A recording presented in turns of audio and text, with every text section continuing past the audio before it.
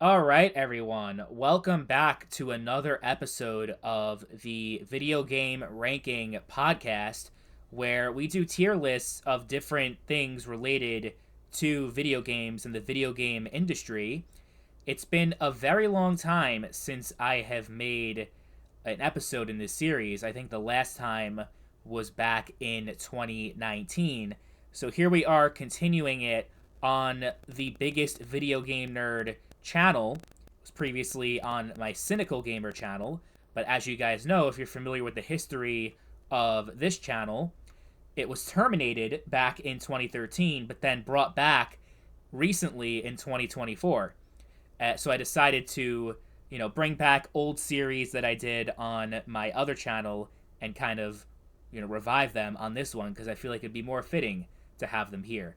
So, without further ado, let's begin with our episode today where we will be talking about console generations. So, different console generations that we've had over time. So far, we have had nine, the ninth generation being the PlayStation 5 and Xbox Series X. Not quite sure how to lump in Nintendo Switch along with that. Like, is it more part of the eighth generation because it was released in 2017, but it also lasted all the way up until 2025, which would be mostly within the ninth generation, right? So there's certain things that are possibly going to be omitted and not talked about and kind of just, not part of the conversation. But I think you guys have a general idea when I talk about, when I number the generation. When I'm talking about the third generation, everyone knows I'm talking about NES and Sega Master System to a lesser extent. And if I'm talking about the fourth generation, people know I'm talking about mainly the Super Nintendo and Genesis. There were other consoles like the 3DO and various other ones back then, but they're not really relevant to this discussion, I don't think. So there's certain ones. So we have we'll probably just get started with the F tier, and since I don't really have a good like picture image to use as far as like this whole thing is concerned, like I usually have like a bunch of images to like go along with it, but since we're just numbering generations, I'm just gonna MS Paint the fuck out of this tier list if you guys don't mind. So let's start off with the first generation. Oh god, that shit is so small. I'm gonna have to make it bigger. See, I don't even know when it comes to MS Paint. I don't even know what the fuck I'm doing. Brush. Is that what we want? Yes, kind of. Okay, let's just clear it out and uh actually no, oil brush. Well, how do we make it smaller? Oh my god. I'm not even gonna edit this out because I have no shame. Like I am what I am. I'm not the smartest person sometimes. Okay, I think this is what we want. It's very small though, or like it's very light color. Oh my god. Okay, work with me here. Work with me here. Um, can we just do? Okay, that's exactly what I want. It's good enough. No, it got rid of it. No, first generation. Oh my god, that looks terrible. It looks like I drew a penis. Okay, how about that? That looks like a one, right? Yeah? No, I still don't like it. Okay. We gotta. Okay, that's as good as it's gonna get. All right, so the first generation, there really isn't a whole lot to talk about. When we're talking about the first generation, we're talking about consoles like the Magnavox Odyssey and the Atari Pong home console.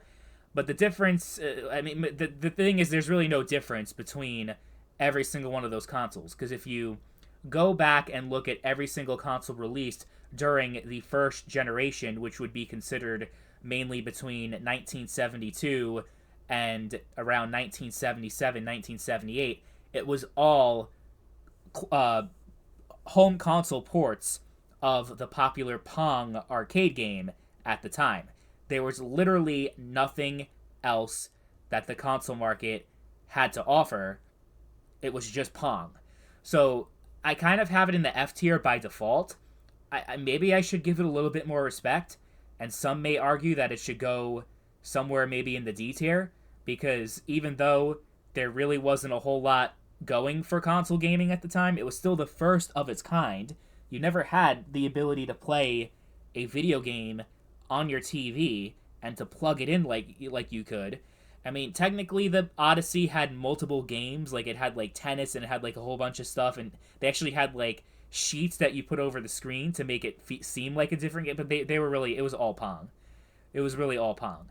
And the Odyssey was actually like more rudimentary in comparison to like the Atari Pong console, which was a more true port of the Pong experience for arcades. But they're really, I'm not going to spend much more time talking about the first generation because it really is self-explanatory. It didn't really offer much, and there's a reason why we had the video game crash of 1977 is because there really wasn't a whole lot of variety, not only within the home console market, but the video game industry at large. It was built and monetized primarily, almost exclusively, around one game, which was Pong, aka table tennis. So yeah, no, not really, not a very impressive console generation if you ask me. So in the D tier, we actually have one, and this might be a controversial one for some people, and maybe it's recency bias, but we're going to have the ninth console generation in the D tier. What did I say? Conjule? Conjule? What the fuck was that? Okay. Anyway, the ninth generation being the PlayStation 5 and Xbox Series X. There are many reasons why I would consider the ninth generation to be all the way down in the D tier and wouldn't even consider it for even like the C tier, definitely not the B tier or above, is because it really has felt like the most underwhelming generation in the history of console gaming for a multitude of reasons. One being that for the first like couple of years of the life cycle of this generation, most people weren't even able to get a hold of the consoles. I mean, the Series X was definitely a lot more easily available. Problem being, no one wanted a Series X because Microsoft just completely ruined the Xbox brand and their reputation throughout the past decade. I feel like ever since Don Matrick, they never really recovered from that. And the whole, like, you know, always online, Xbox One, you need to have the Kinect. And we'll talk about that soon. Trust me, we will talk about that more with the Xbox One. But the other thing is also, you know, the fact that it wasn't available, and that led into there being longer support for the previous generation. I mean, up until now, actually, you know, in 2026, there was still pretty extensive support for the PlayStation 4 and Xbox One consoles. The Call of Duty game that just came out, Black Ops 7, was released for PlayStation 4 and Xbox One. And it took a very, very long time for us to get to a point where games were like mostly AAA games were mostly only coming out on PS5 and Series X, and were not also being released on PS4 and Xbox One. Because if you think about like the most quote unquote iconic first party games on the current generation of consoles, you think of games like Halo Infinite, and to put it on that list is kind of like ridiculous because of how that game turned out. But you know, it was one of the flagship games that Microsoft released during this generation. It was also released on Xbox One. Games like Horizon 2 Forbidden West, games like Spider-Man, like a whole bunch of different games, God of War Ragnarok, they were all on PlayStation 4 as well. And it wasn't until, like I said, the past couple of years that, like, you know, towards the end of the life cycle, like, we're going to get the 10th generation consoles either next year or 2028 at the latest. So it really just feels like we didn't really get to see the full potential of this generation because of the 2013 consoles still holding back the potential of those games because they had to account for being available on those systems, if that makes any sense. So that's another thing, and also the severe lack of competition. Sony pretty much has a monopoly at this point on the home console market after Microsoft just completely destroyed themselves, and like they have barely any presence anymore in the home console market, to the point where they're not really a serious competitor for Sony anymore. I think that is not a crazy thing to say at this point. And Sony is just, as a result, is able to do whatever they want. Drastic price increases for not only the console itself, which is another thing. The console is more expensive now than they were when they came out, which has never happened in the history of console gaming before. Never. You always get a price cut halfway through the life cycle. And if there were price cuts, I would probably own like a Series X or a PS5 at this point. But this is actually the first generation where I at least that I'm alive to be part of, that I don't have any console for. I'm only gaming on PC. And a huge reason is, yeah, like now the consoles are $650, $700 for the base console with like barely any storage in it and a paid online requirement. It's so much more than it was 5-6 years ago. And that is just insane. That is crazy to me. I know like inflation and the whole RAM thing that's going on and like all these different shortages that we're experiencing. Regardless of why it's happening, this whole point isn't to like talk about Sony's greed or Microsoft's greed and how they're so anti-consumer for raising prices. But the fact of the matter is that the fact that it's happening is a huge part of why I don't think this console generation is going to be remembered in a positive light. Like, I don't think if people are still making videos 30 years from now talking about stuff like this, I don't think people are going to be like, you know what, the ninth generation, those were the good old days. I mean, I guess maybe some people will, because there's always going to be kids that grew up during certain time periods, even if those time periods sucked, talking about how great those times were because they grew up during it, But I think if you look at it from a more objective lens, and I understand this is a subjective list, but the ninth gen, there's just no way you can slice it that this generation is going to be anywhere higher than the D tier. I just don't see it ever happening. It's pretty bad. Not saying that there weren't any great games released overall, and that it wasn't like that it was just a horrible time for gaming, but in the grand scheme of things, compared to all the other ones that we're going to be talking about later on, like there's no way that the ninth generation even comes close to being on the same level as the other 7 generations that we're yet to discuss. So in that vein, let's move on to the C tier. And in the C tier, we have one generation that would be the 8th generation. So, PlayStation 4, Xbox One, would you consider the Wii U to be part of that? Because it came out in 2012, just a year before the Xbox One and PS4, but at the same time, the Wii U wasn't very relevant anyway, so it doesn't really matter.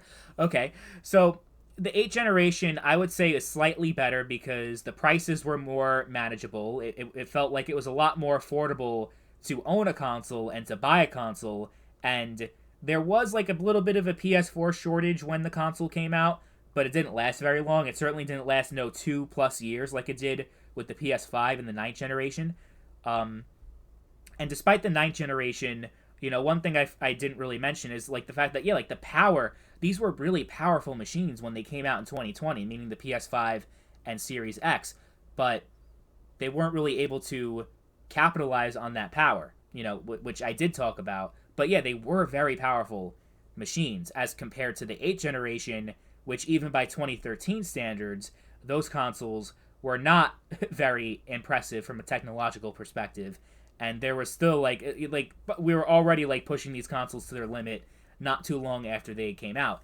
So from a tech standpoint, they weren't really much to look at, and very often you had 30 FPS. I mean, most games honestly for the PS4 and Xbox One were 30 FPS as compared to the 9th generation where most of them are 60 plus. In that way, I guess the 9th generation would have it over the 8th generation, but in every other aspect, from just a game's perspective, I think it's pretty easy to say that the PS4 game library was a lot more compelling. Like the first party lineup of games was just of a much higher quality standard, and also there weren't so many multi-platform games like the 9th generation first party games also being available on PS4. The 8th generation, you actually had a lot more reasons to play a PlayStation 4 at the time compared to a PS5 now. So I would say if you're talking about first-party games and exclusives and that sort of thing, the price, affordability of the actual consoles, all those key fundamental aspects definitely, they easily go to the 8th gen above the 9th gen, like yeah, there's not really much that the ninth gen had going over the eighth. And the eighth generation, why it's in the C tier and not higher, is because, well, I mean, the simple explanation is I think that the other generations, the second, third, fourth, fifth, sixth, and seventh, are definitely a lot better and belong to be in a higher tier compared to 8th gen. Because, I was talking about lack of competition. It really didn't feel like a true console war and a true, like, oh my god, like, these are both, like, two really amazing consoles because we had, for a good chunk of the Xbox One's life cycle, a lot of mishaps, a lot of stuff with the Kinect being forced, bundled with the console, so it cost $500 instead of $400, but no one wanted to use the Kinect, so they eventually had to drop the Kinect requirement, and a whole bunch of other issues that kind of hampered Microsoft's success. Most of it being self-inflicted.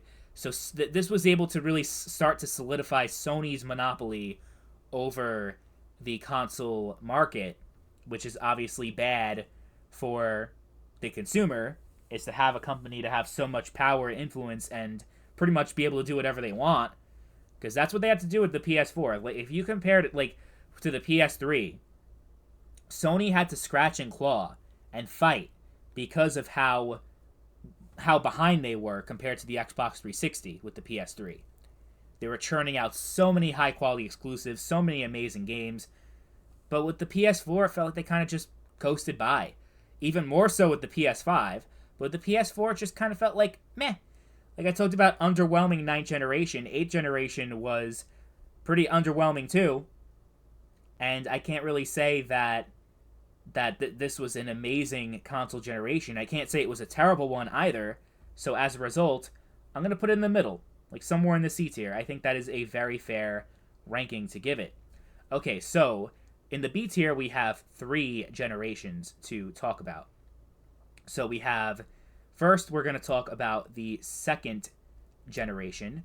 The reason why I view the 2nd generation to be in the B tier, way above the other ones, is because I think it was more impactful overall for the video game industry, having consoles like the Intellivision and the Atari 2600. I mean, the Atari 2600 especially being like the console that really took gaming, not just console gaming, but gaming as a whole, more into the mainstream and less of a niche. Like, it actually becoming a huge part of our culture and our society. It really all started with Atari, not really the Magnavox Odyssey, right? I think that's a fair thing to say.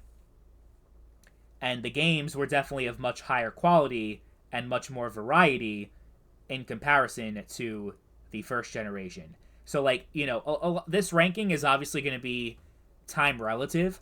Like, if you're just looking at it from an objective graphical perspective, then obviously 9th generation would be S tier, and then I would just rank them all, from time order. Like, the newest generation would be on top, and the lower generations would be towards the bottom if we were just concerned about graphics and stuff like that.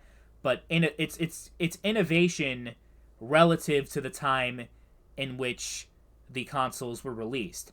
So maybe, you could argue that I was a little bit harsh with the first generation, but because it really wasn't all that impactful in the grand scheme of things, like, I don't think the Pong consoles really drove the industry forward in any meaningful way compared to the Atari console. Like, it was a huge game changer.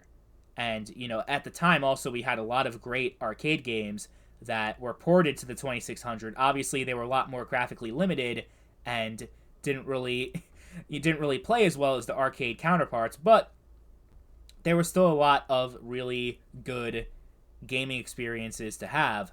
Part of the 2nd generation. So that would be 1977 up until like around 1983, 1984, and of course towards the end you had the video game crash of 1983, and obviously the consoles and the quality of the games and a whole bunch of different aspects, is what led to that crash.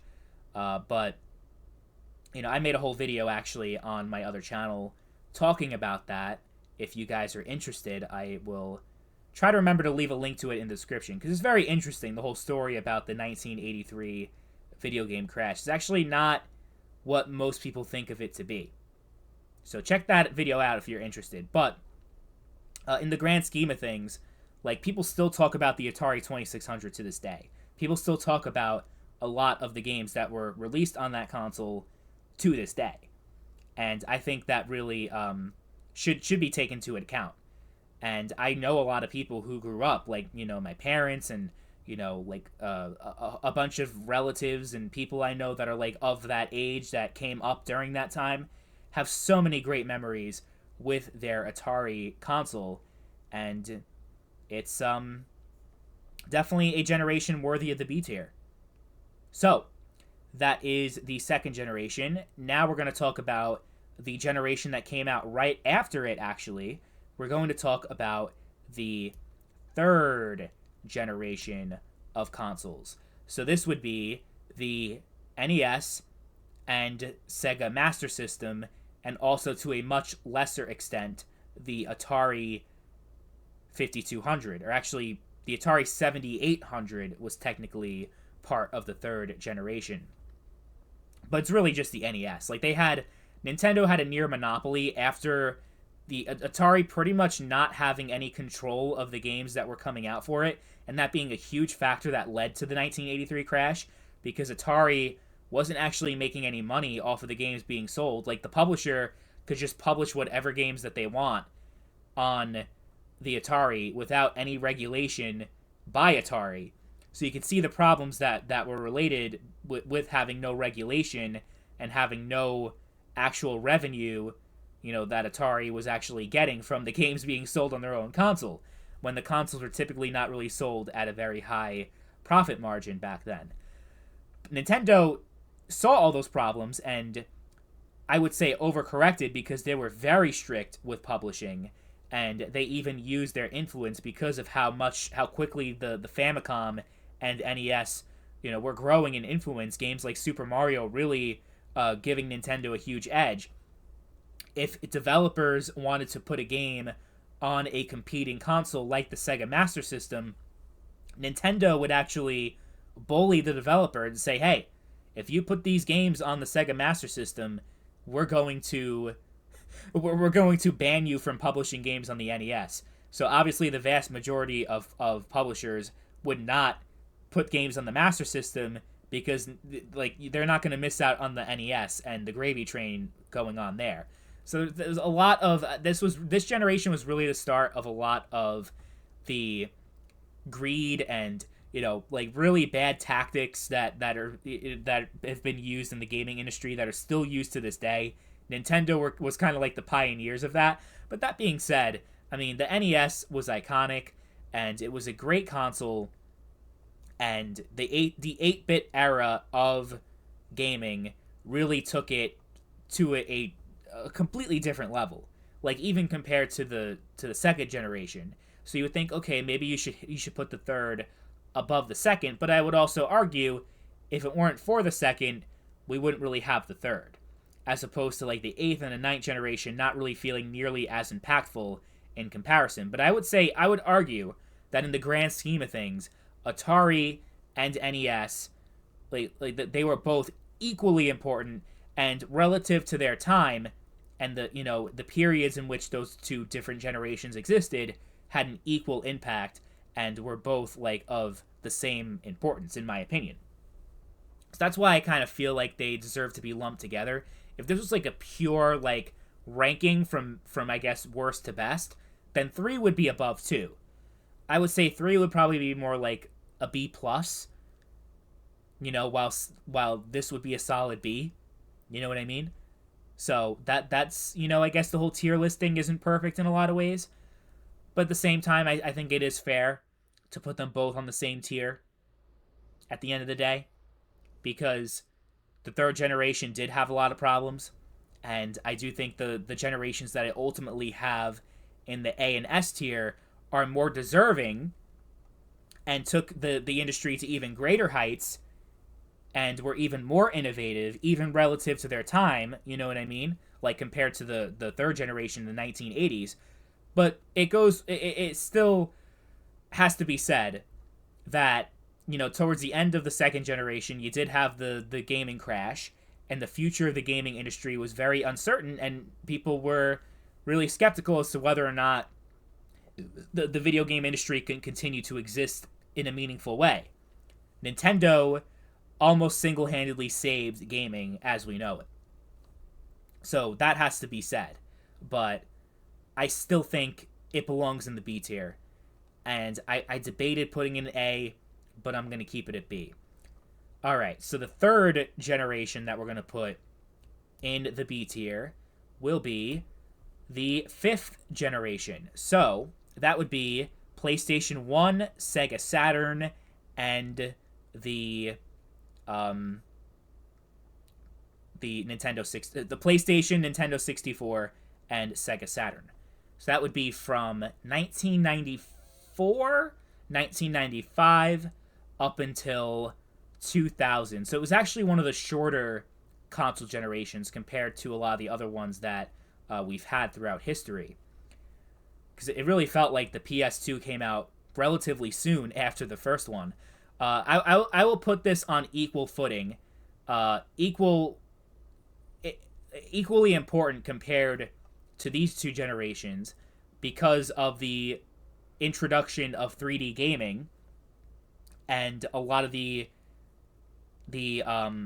innovation that came with that, because there was really, it was very limited how you can design a game when you can only use 2D, and you could either just really have side scrollers, platformers, and that was pretty much it. Like, yeah, technically you had some FPS games during like the Super Nintendo era, but it was very limited in comparison. It wasn't really like fully, to that level like it is, like it started with the fifth generation. Like, just so many different genres of gaming that existed for the very first time in this generation compared to, all the other ones. Like, this was also a very important generation to, like, to really say, like, yeah, this, like, if it weren't for the innovations that took place here, I don't know what gaming would be like today. So I would say, like, from B and above, that can definitely be said.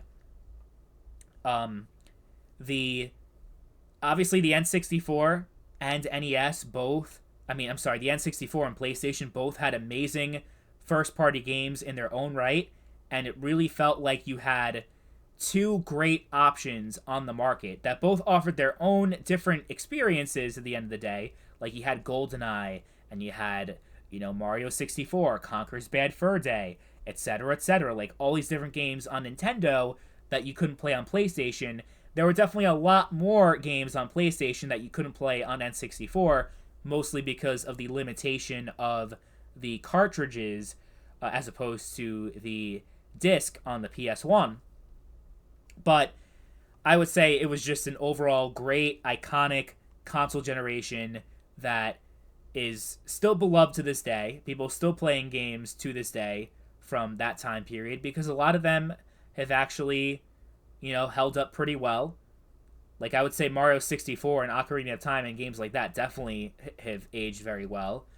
And it's just, I would say overall an amazing console generation. But I would say the fourth generation I will put above the fifth, even though obviously you could say technically you didn't really have as much innovation compared to the fifth generation because of just how, more profound the introduction of 3D gaming was in comparison to, the fourth generation, which, obviously 16-bit was a huge improvement compared to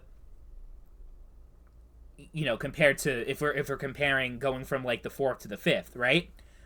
But it's not just graphics that I would say was important when we're talking about the fourth generation. It was really the start of actually having a truly competitive, healthy marketplace that you never really had prior to this point.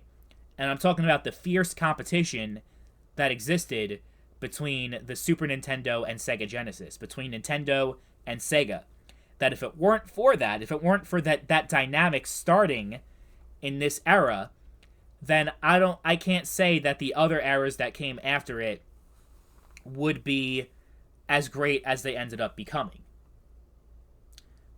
I think it was very vital that Sega was able to actually get a foothold. It was, a huge part of it was the Genesis coming out a couple years before the Super Nintendo, so that gave them, an early edge in the market.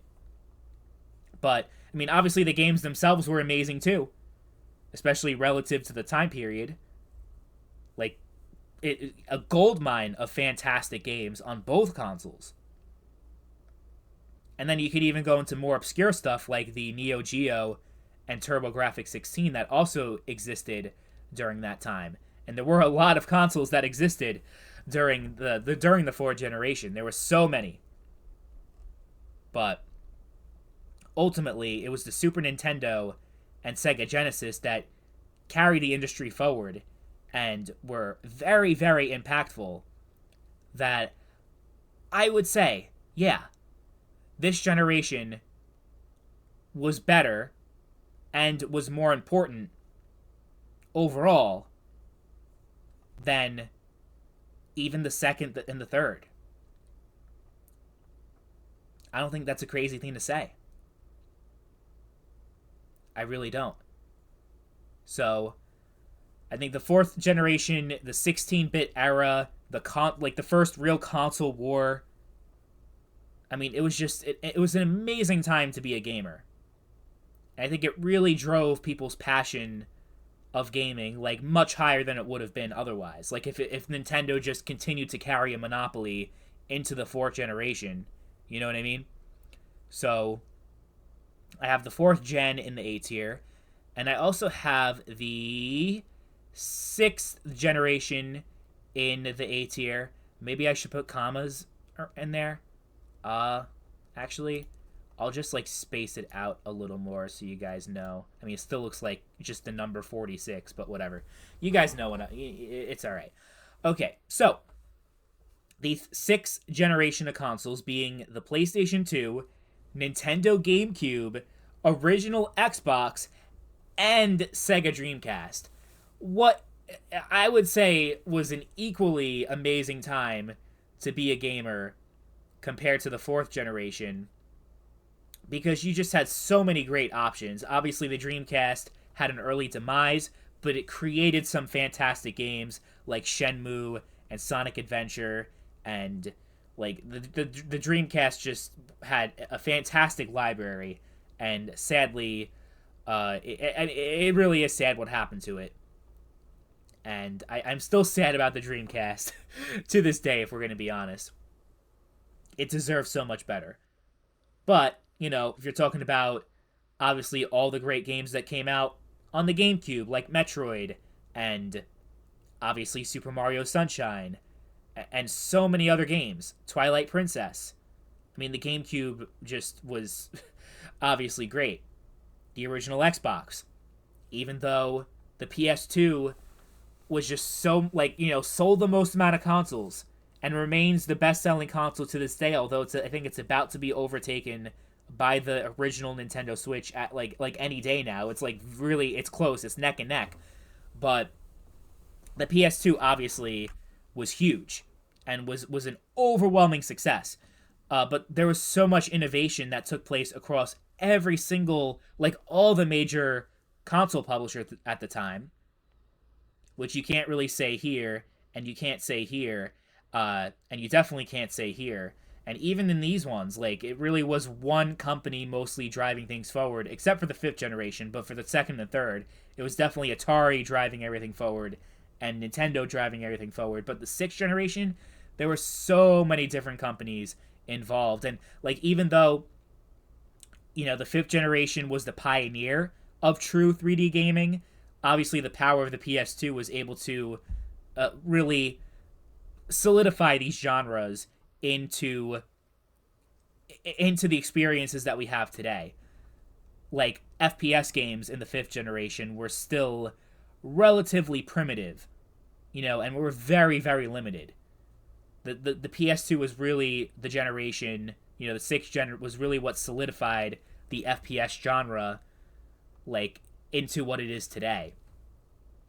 And so many other ones too, like, like action adventure games and, games like that. Obviously the open world games, like think of games like San Andreas and, games like that. I think this is definitely a generation that, if you are to look at what modern gaming is today, was a huge influence, like a bigger influence than probably all the other ones. Like, obviously 2D, these 2D gaming. And this is 3D, but I think this really shaped the way things are today way more because of the huge graphical jump between the PlayStation 1 and PlayStation 2, and also the original Xbox really getting the whole online multiplayer thing going for the console gaming industry with the Xbox Live, being able to go in a party and to play with your friends and do voice chat and all that stuff. Like, that was huge, right?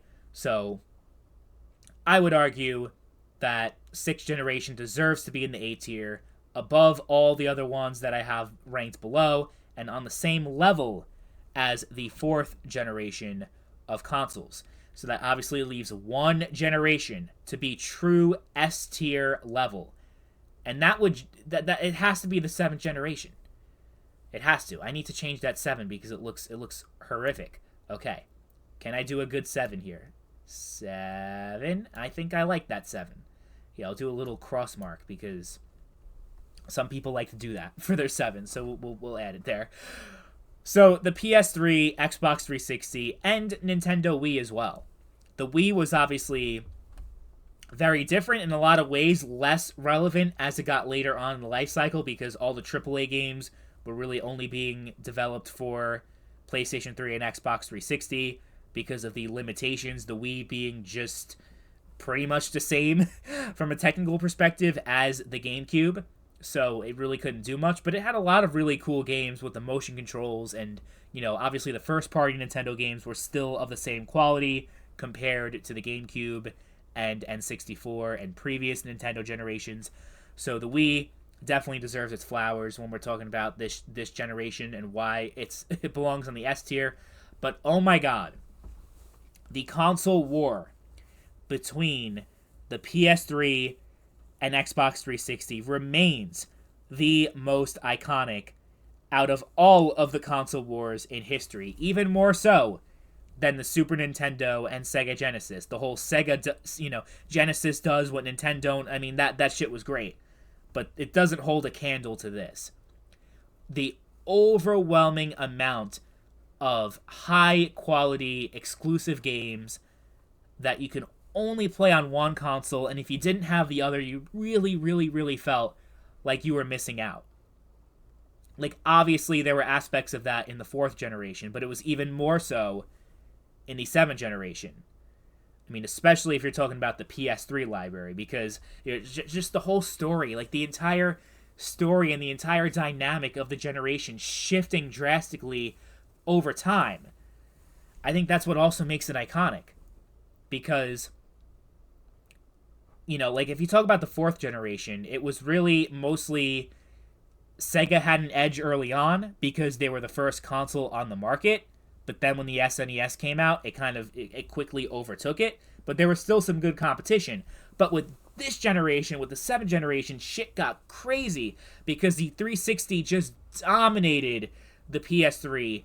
And it looked like, if you were around in 2008 and 2009, years into the generation, no one would have thought that the PS3 had a snowball's chance of ever catching up to the lifetime sales of the Xbox 360 and being nearly as relevant as the 360 was at the time. But Sony scratched and clawed and fought their way back to the point where the generation pretty much ended up in a tie. I think the PS3 sold slightly more, actually, than the 360. I think it's...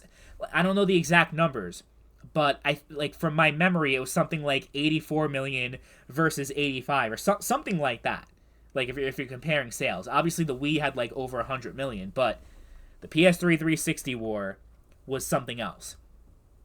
and Sony being able to come out with so many high quality exclusive games that are still among the best first party games, first party library of games that any console has ever had and probably ever will have at the rate that we're going, because exclusives are kind of becoming a thing of the past. But oh my god, like if you talk about games like Infamous and like the Ratchet and Clank Future Saga and God of War, obviously God of War 3, I mean, like there were just so many great games on the PS3 that you can't even count them. Like it was crazy. And then obviously you had PlayStation Network versus Xbox Live. Xbox Live being the better service, but PlayStation Network being free and not requiring a subscription like Xbox Live did. And that was the thing. Them adding paid online into the 8th generation, you know, it clearly felt like a huge downgrade in comparison. The service wasn't really much better for PSN on the PS4, if you're going to be, like, objective. Like, it really wasn't that much better to justify having to pay $50 a year. But because Microsoft messed up that bad and Sony ended up becoming in a strong position, they're like, we can do whatever we want. But in this generation, nothing was taken for granted, either by Sony or Microsoft, because Microsoft was finally starting, you know, to get their way to the top after the original Xbox didn't really do that well. And like, oh my god, they're making so much money. You know, so they're finally like starting to get good. So that's why we got so many great games like Gears of War and Halo, you know, great exclusives on the Xbox 360 side. And at the time, like, everything was Xbox 360 exclusive. Mass Effect, you had the DLC for GTA 4. Like, so many games that ended up eventually becoming multi-platform and eventually came to PS3. Like, but in 2008, it felt like the PS3 was had no games and had nothing going for it. And for them to end up where they were, like, it was really something. It was an amazing thing. You had to be there to witness it and to see the whole thing unfold. And the entire, like, marketing campaign, like the Kevin Butler ads, you guys know what I'm talking about? Like, oh my god. It was just a PlayStation Home. It was a completely different era of gaming. I think it was online gaming at its peak before we got into the live service fucking bullshit, microtransactions, and it just feeling like you're getting nickel and dimed. Not that there weren't shady practices back then, like online passes, and, you know, there was a lot of ridiculous DLC back in the 7th generation, but, you know, if we're comparing it to these ones, like, it's night and day. Clearly night and day difference. Like, gaming just feels soulless. Like, it feels like every game is just meant to be a cash grab. It's not how it felt back then. Definitely not how it felt in the 7th generation. So, I would say that if you just, overall, if you're talking about, obviously, the impact that it had, if you talk about, obviously, the types of games that you were able to play, the quality of said games, and the healthy, fierce, competitive aspect of that generation, I think the 7th generation overall just has the entire package.